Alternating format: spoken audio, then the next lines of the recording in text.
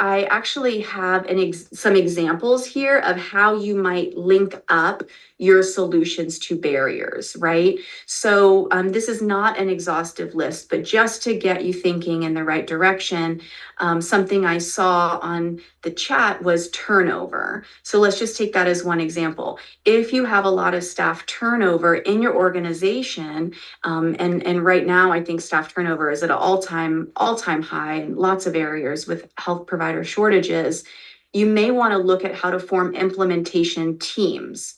So if you can have a broader base of folks that are working together toward MBC implementation, it's going to create capacity and stability to weather the effects of time of losing some clinicians.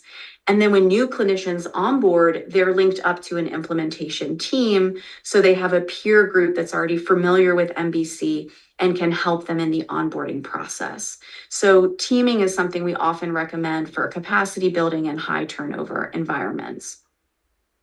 There's going to be organization-wide and provider-specific options that you can look at. This isn't a static process. We want you to iterate and reassess.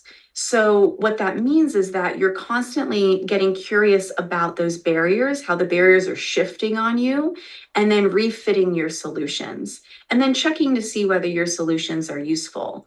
I don't want you to throw a kitchen sink of solutions at an implementation problem. If you understand what your barriers are and onboard one solution at a time, like Sandy said, starting small, you can see what's effective. So maybe you want to start just with the implementation teams, let that go for a little while, stay close to it, learn how that's operating. And, if it's not being as helpful and you're still having a lot of issues with time, you might then want to figure out how to improve ease of your measure completion.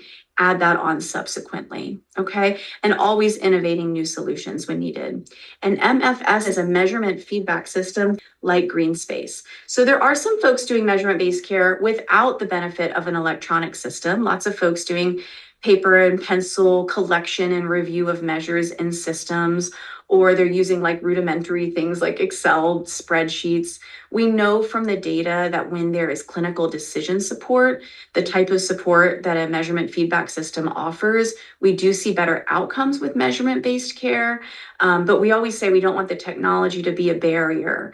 So if you have some clinicians for whom the technology is a barrier, I encourage you to problem solve with them, perhaps in a team-based way, and offer them to just start paper and pencil so they can get used to it, feel more comfortable, and then transition them to the technology space. The practice is most important.